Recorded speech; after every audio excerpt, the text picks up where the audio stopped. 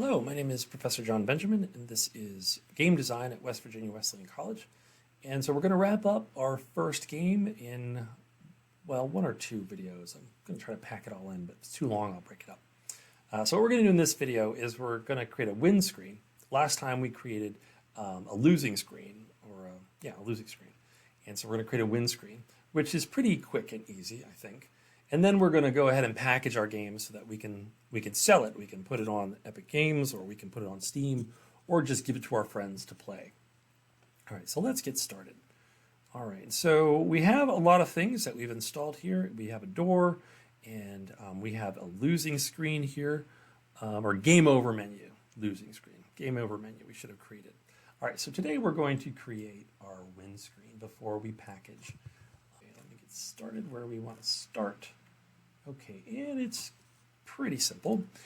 We've already done a lot of the work for our win screen here in our game over screen. So we're just going to go ahead and select that. And I just want to illustrate that any of these objects you can just copy and paste. So most of the coding that we already created in our game over menu, we want it to be the same in our win screen. So I'm just going to go ahead and say Control C, Control V. That would be Command V, Command C, Command V on the Mac. All right, and there I'm just going to rename it win screen. Okay. All right, let's just double click that to open it.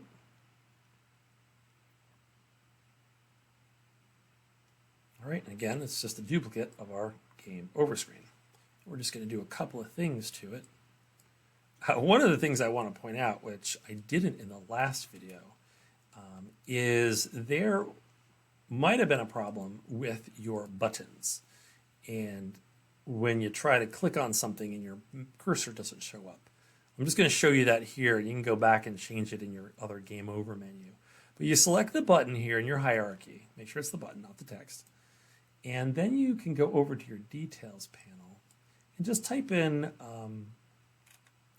so we want to do a find here, right here, search. So type in cursor. And you get this little cursor button for each of the buttons. And so you want to check that and say default. And you kind of want to do it for all the buttons. And so here's my quit game button. I want to turn that on. And you actually want to turn it on for this whole border. You want to make sure that you can see the cursor. I think for the game over as well. All of these elements you want to have the cursor on for. I don't know if we need it for the canvas panel. Yeah, I think you got to turn it on for everything for it to really work. So that's one of the reasons maybe your mouse at the end of your game, your cursor disappears. You can still click on these things, but the cursor disappears. All right, so I wanted to point that out. So I did that already here. This is the duplicate. So you want to go ahead and do that same thing for your game over widget. So I'm going to get rid of this background. I want it to look different. I want, like, you lost. And this time I want it to be a little happier. So I'm just going to get rid of that transparent color there. And we're going to change game over to say you win. Okay, and we still want to restart in our quick game. We still want those to be there. So that's really all what we're going to change here. And so we can go ahead and compile and save that and close that up. But now the important scripting that we need to do is in our third-person character. All right, we've got a lot of stuff going on in our third-person character. And I am going to, let's see, I'm going to zoom out. I'm going to make a little space here. I'm going to select this group of nodes. And I'm going to focus in on this area here. Okay, so here last time we created this game over menu widget, and the class is the game over menu. So then this adds to the viewer and then sets the game over, this is the reference to our game over widget. So that's really important. It won't show up unless we have this. So now we have to do that for our win one as well. So we're going to do the same process. We are going to start here, and we're going to say create widget, and we're going to link that to our new win screen. And then we're going to create a new variable. I'm going to come out of the return variable here and say promote to variable, and we're going to call this win screen reference. All right, so the next bit that we're going to work on down here is this event game over chain of nodes. So what we want to do is we're actually just going to duplicate this. So hopefully yours are collected together. You can zoom out and you can just lasso them all. And same thing, just copy and paste, which is pretty fantastic. And now we've got to change a few of these widget parameters. So we don't want the game over menu reference here. We want to get a reference for our win screen. So we're going to drag that out and get a get. But interestingly enough, there is one other little change. So we're going to connect that wire back to the add to viewport target. But I also want to connect it to in widget. Event game over. Okay, we've got to give this a name. Okay, let's call it event win game. Okay, that should be cool. Okay, so now we have that event win game. I think that's all we need to do. So let's go ahead and save and close that. Okay, so the last thing then we're going to do here is in the level editor. So we're back in the level editor, and we need to have some element that our character runs through and it tells us that we win. So what we were trying to do is we're trying to unlock this door, and then when you get out the door, it's going to send you to another level or just you win game, what have you. So we're going to need a box trigger here, and when you run through the door, it's going to trigger this function. All right, so let's go up here, just type trigger box. And I'm going to drag that out here. There's our box trigger. And you want to make it, I do want a box trigger. That is what I dragged out, isn't it? Yeah. Okay. And let's make it the size of the door, roughly. Okay. And I think even right there, you just don't want to make it so you have to run through it. So it could be like right there is good. All right, cool. All right, so we have our box trigger. Now with the box trigger selected, we're going to go add some coding to our level blueprint. So we're going to go up to blueprints and say open level blueprint.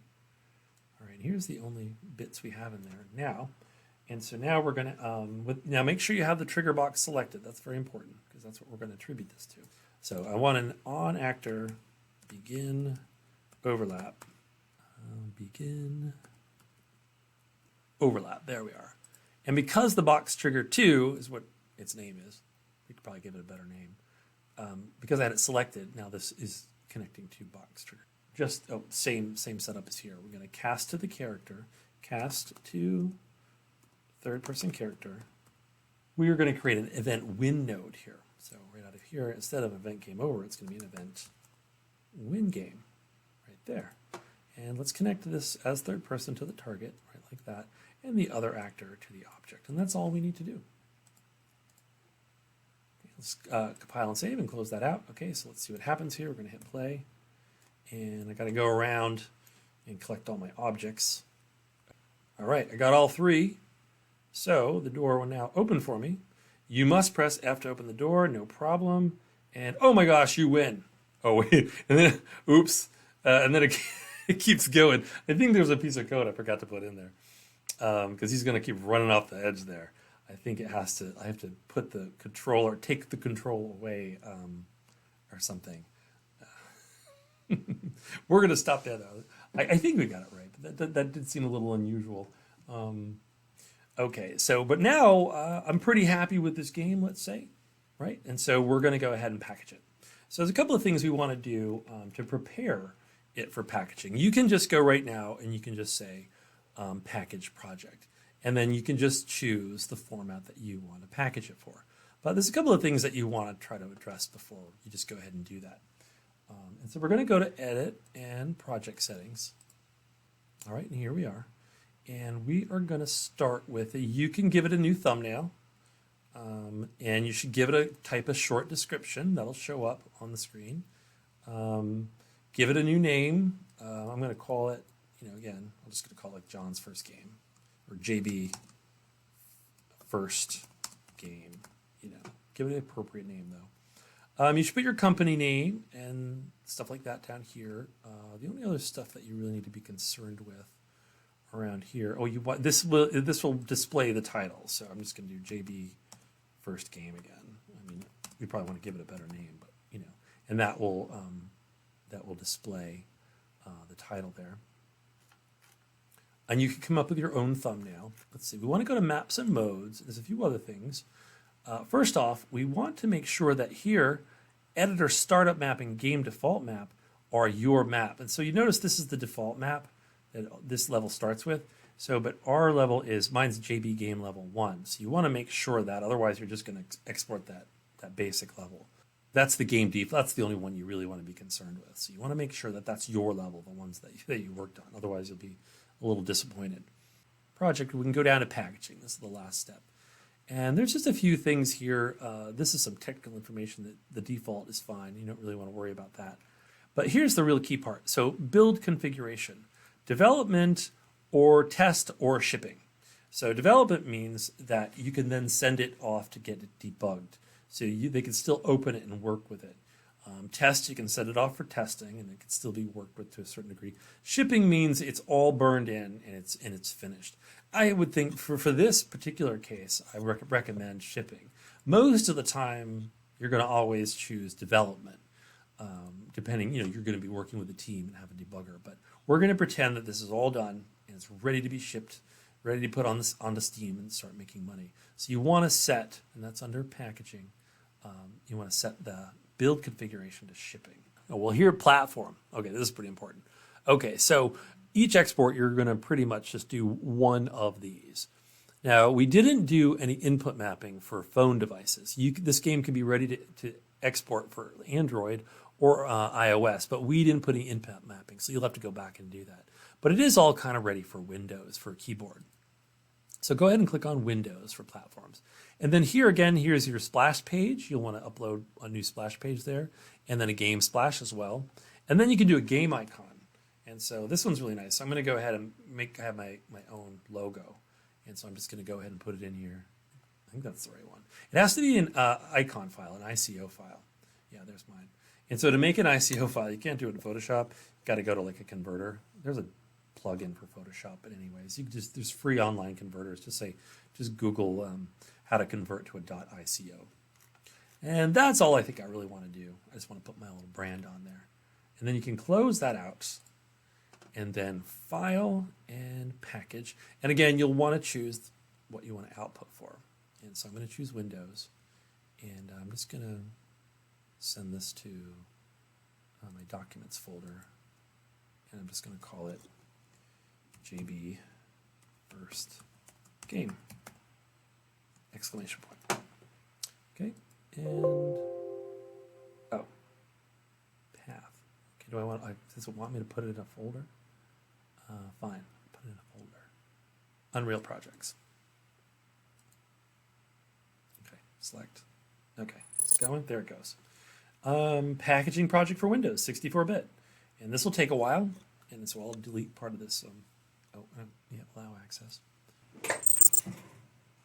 Nope, packaging complete. All right, so I get a little beep, beep, beep, packaging complete. So let's go take a look at that. And that should be, for me, I put it in my Documents folder. No, it's Downloads, Documents, and Unreal Projects. It goes into, I think this goes into the Windows creates a Windows No Editor folder. I don't know why it puts it in there. But you can see there's my little icon. Yay, it's my game. And so here it is. And you can just send this to your friends and email it. And they just have to put it on their computer. And they can open it right up. And then, of course, you would upload this to to Steam or whatever, PlayStation Store, what have you. Okay, so here I have my health bar. And you can see it's rendered in pretty high quality. So it's a little low res.